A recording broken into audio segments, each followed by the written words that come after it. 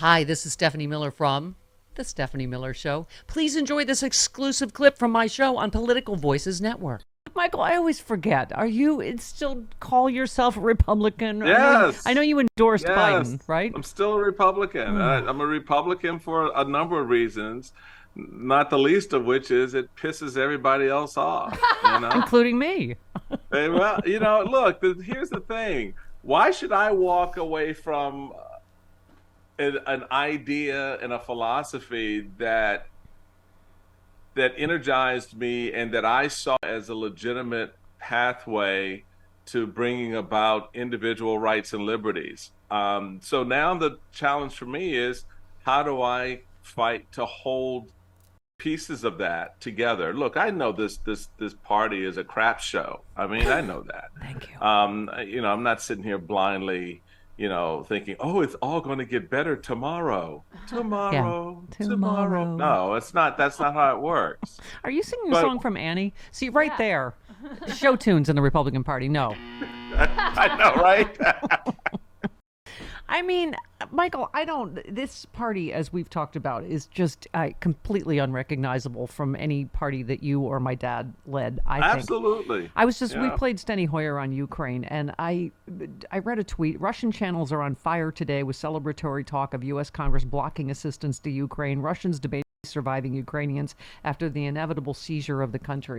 I don't think it's hyperbole. Your party are friends with America's enemies. they are doing Putin's bidding. I'm not friends with those guys. They don't talk to me. They don't acknowledge me. So why don't you come fully to the light? Why do you? I know you're the man of steel, but let me bend you to my will. Just let me. Are you kidding me? I'm sitting there watching Democrats chew on the one guy who could kick Donald Trump's ass, and they're pissed off that he's old. Yeah. The old guy can kick the other old guy's ass. Yes. Oh, I yell at the bedwetters every day, Michael. I don't have time for stupid. Yes. I deal with enough of it inside my own camp. I'm not going to move into another camp and deal with a whole nother level of stupid.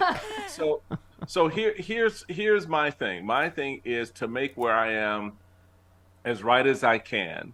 There are a number of us who are working in this space, creating the off-ramps that are going to be necessary. We know this thing collapses. It does not sustain itself. But there's got to be something else that's viable for Americans to consider. And that's really what I'm working on, and a lot of us are working on.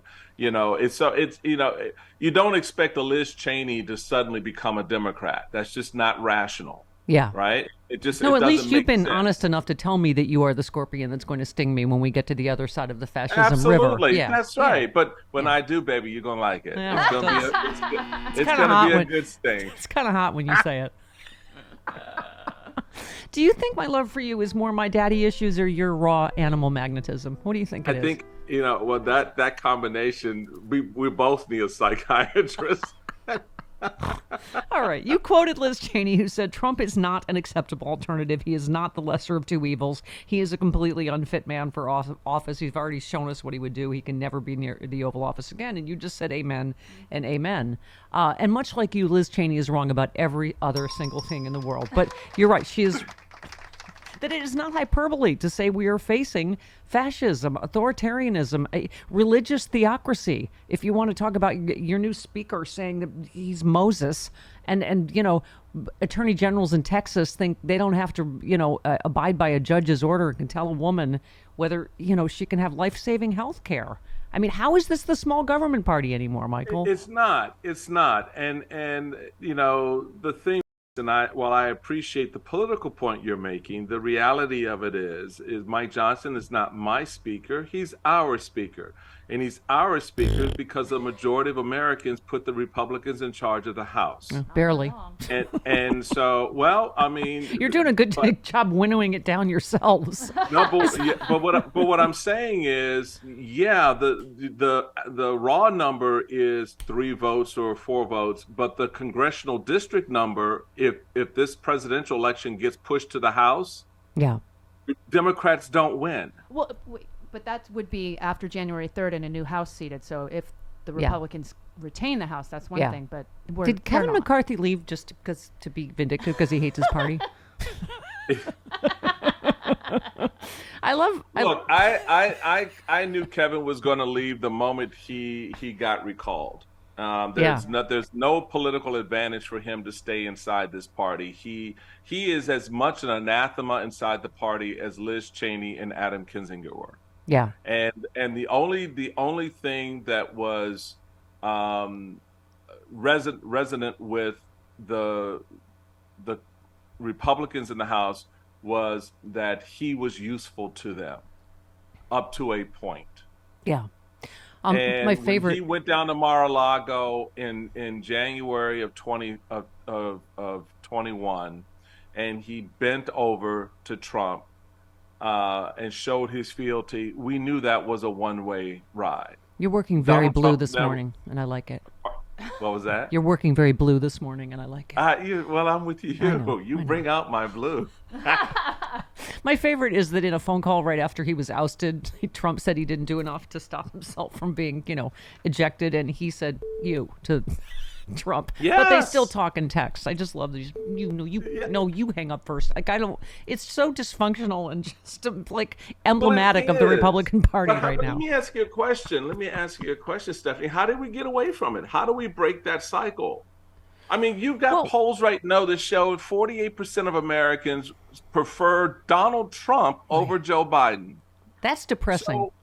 Where do you think this changes? I mean, people think Donald Trump is magically not going to get elected president, or Joe Biden will magically not become president or become president. No, voters have to just make that decision. And what they're telling us is, I prefer the insurrectionists because I'm upset that, gas prices aren't as low as they were before COVID. Yeah. Or inflation is higher than it was before COVID. Well, yeah, we spent a lot of money to save your COVID ass from getting COVID. Yeah, yeah. And gas was a penny because no one was going anywhere, and we were wiping our ass with coffee filters because Donald Trump. And but here's the kicker. When inflation was damn near 10%, and gas prices were $7, $8, $9 a gallon, people didn't stop going on vacations. Yeah. They packed up their kids last summer, and they got in their cars, and they wouldn't enjoy themselves. I don't know what they're complaining about. I mean, Michael, one thing, too, you said one thing's clear from this GOP debate. Governor Christie's the only one running against Trump. That's the other thing, is like, you're watching this show where all of these people are 40 points behind the guy that's not there. I think Vivek Ramaswamy is a plant of some sort to make other people look better because he's the most irritating human in the world. Jody and I completely forgot there was even a debate this week. What did you make of that? There wasn't a debate. Thank God it was the last of whatever it was. Right. Because that's where we were. It wasn't a debate. There hasn't been a debate. Donald Trump, the guy who's 50 points ahead of everybody, wasn't on the stage, hasn't been on the stage, and we knew he was not going to be on the stage. And yet they carried out this farce, the RNC pretending that it mattered whether or not you had enough donors or what percent you were in the polls. It didn't matter. You could have kept everybody on that damn stage and nothing would have changed. Nothing would have changed. And here's the other thing. Two seminal points in time for people to understand exactly why nothing was ever going to change. Point one, when asked, if Donald Trump is a convicted felon standing in an orange jumpsuit, would you support and endorse him for president of the United States? 6 out of 8 of those mofos on the stage said yes, they would. Yeah. Including 3 of the 4 that were on the stage on the other night. The second point is when you have an opportunity to run against the guy, right? When given the chance to with clarity, decry his illiberal behavior, his attempted insurrection, and not to mention the other issues that reigned throughout his term as president. Again, Chris Christie put it best. None of the other people are willing even to say that. Yeah. Well, so where do you think this is going to go if no one wants to run against the guy that they claim they want to replace? Yeah, no, exactly. It's just, I think it's a story of cowardice, the Republican Party today, mostly. Rick Stengel said, it figures you despite being a dictator when you were such an inept failure as a Democratic chief executive. No wall, fewer jobs than when you started, mishandling a pandemic, outfoxed by China and North Korea. I mean, I don't, for the life of me, Michael, get what people would be voting. Do they really just hate us that much? It's just really about owning the libs, because I think it was Tom Nichols tweeted, we're in a world now where apparently reality doesn't matter. Doesn't the new jobs numbers today that were so good and all none of it seems to, reality doesn't seem to matter. His horrible record in office. People are seeing more pay in their checks. People are going back to work. There are shovel-ready projects that are well underway in jurisdiction after jurisdiction around the country, and yet everyone is sitting there in this malaise like it's god-awful. What was it, 56% of Americans think the economy sucks.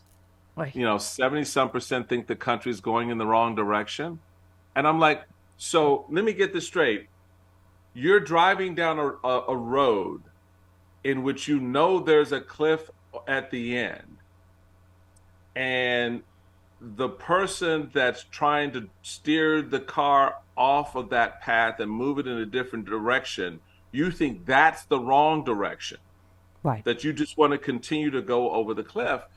I don't know how it breaks. I think we are a lot deeper into it than we may realize. And my fear is that come next November, yes, we are a year out, and all of that. And I don't, for that reason, rely too exclusively on national polling right now, because it is not necessarily an indicator of what voters are going to do. Because if it were, there would have been this massive red wave in 2022. Mm-hmm. Yeah. And there wasn't. There would have been, Ohio would not have flipped on abortion as it did. I think that we need to sort of temper that. But we also need to be, I think, aware of the fact that there are more and more Americans out there that are buying into this, to your point, than not. And that, to me, is the problem. Michael, is that the narrative has gotten so comfortable, such a one-off now. That's what Tom Nichols was basically saying. Yeah. It doesn't matter. If, as Chris Christie and many other legal experts say, Trump is convicted in the spring, that's not going to change anything? I mean, polling seems to show that... he becomes a martyr. He becomes a martyr. But polling seems to show it would change. All the more reason for him to take control of the Justice Department and rout out the deep state. Terrifying. Can I just ask... One of the things, when I listen to him talk now, he's just such a despicable racist. I guess that would be my main question to you, is how do you feel comfortable in not just a party with that's their front runner, but I don't feel comfortable with it. That's why I speak out against it. Yeah. Look, the easiest thing, Stephanie, is, and I've said this before to you, you and I've had this conversation over a nice drink from time to time, as well as officially in places like this. Yes. And the truth remains the same. The easiest thing to do is leave, because that's what they want me to do. That's what they want Liz to do. That's what they want a lot of us to do. It is easier to leave and not and just wipe your feet of it than to stay inside and to hold the mirror up to everyone in the room to show them just how bad they are. And to be that voice in the space that says they are that bad, but also blah blah blah. Try to recall blah blah blah, Michael. I'm going to say 2 to 3 more interviews. I will have you fully in the light. Yeah, right. 2 to 3 more. No, but that's my orientation. Yeah. I mean, look, I put it this way many years ago, that I played a role in building this house, just very much like your father did in his time. And I've been, I am 45, 46 years into this game. And then this vermin comes in. Yeah. Do I let it overrun the house? Do I just put the house up for sale? No, you come to the better house next door, the better house with all the light. All right. But if I look at the house next door, they got a hole in the floor. So I don't. We don't. We'll fix the hole. All right. I love you, Michael Steele. We went super long because I don't get to talk to you enough. So come back soon. All right. I will. And I sorry for my blue moment, so I apologize. No, you're not. Look, he's even wearing blue to try to lull me into a false sense of He security before he torches my FCC license. All right, I love you. Goodbye. Love you. Goodbye. Goodbye.